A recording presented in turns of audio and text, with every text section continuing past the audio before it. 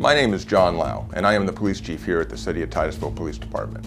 The video you're about to see is a brief explanation of how our department receives and processes officer complaints and how we conduct an internal affairs investigation.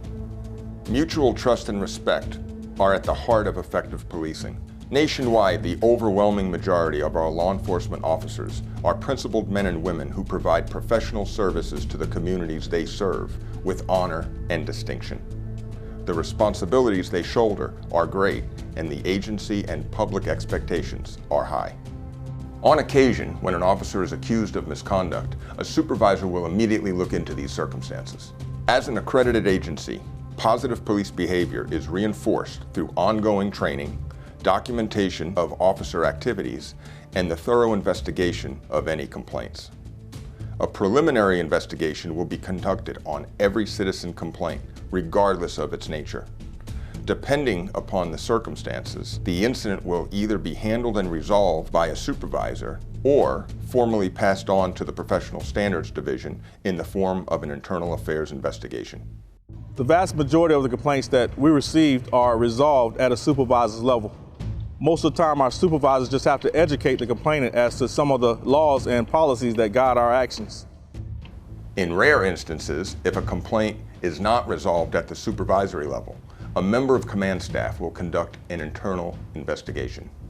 Implementing an honest and fair fact-finding process that uncovers the truth is a crucial role of the internal affairs function, and it is essential to maintain a process that protects the rights of all involved, including the accused officer.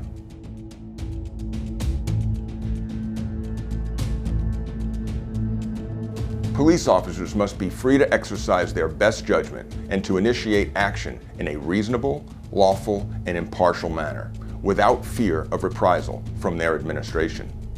This fact is one of the reasons the Law Enforcement Officer Bill of Rights was enacted.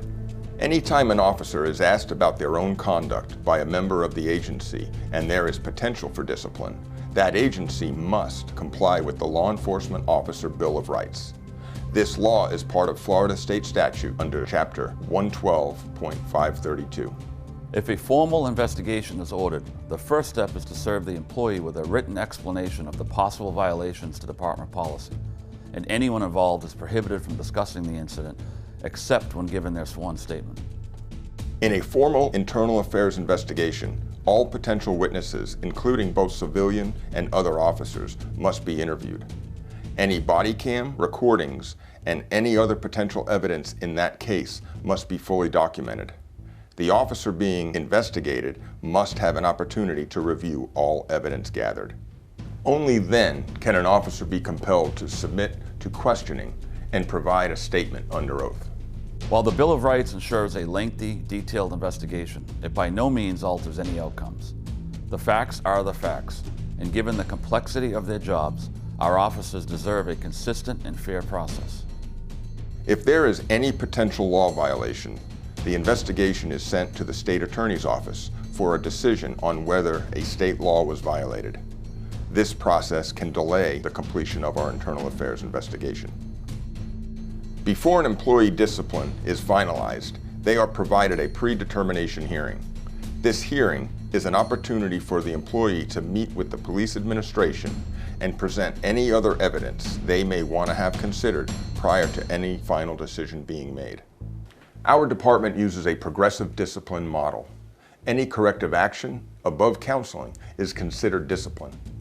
A few of the factors taken into consideration before any discipline can be issued includes specific facts and elements to the incident being investigated, the employee's training level and experience, and any past or prior discipline. The levels of discipline our department uses are as follows: verbal reprimand, written reprimand, unpaid suspension, and termination. One example to explain the progressive discipline would be an employee who receives a verbal reprimand for missing a court date would then receive at least a written reprimand or higher level discipline for his or her second offense. Again, every situation in law enforcement is completely unique. Every factor must be considered specifically in each incident. At the conclusion of the case, the investigation becomes public record and is available to any employee or citizen to review.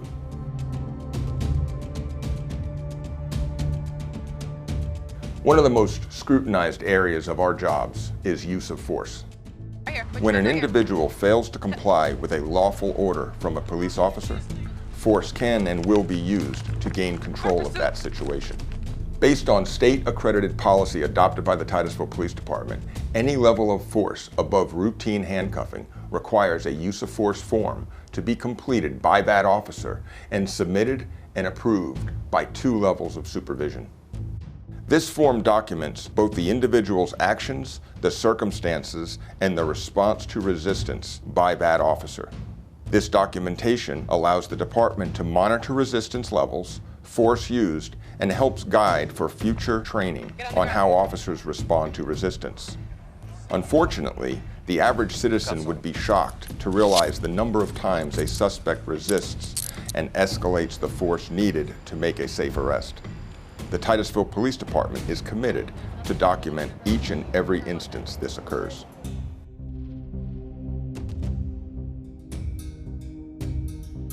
One of our achievements that our community can be most proud of is our certification by the Commission of Florida Law Enforcement Accreditation.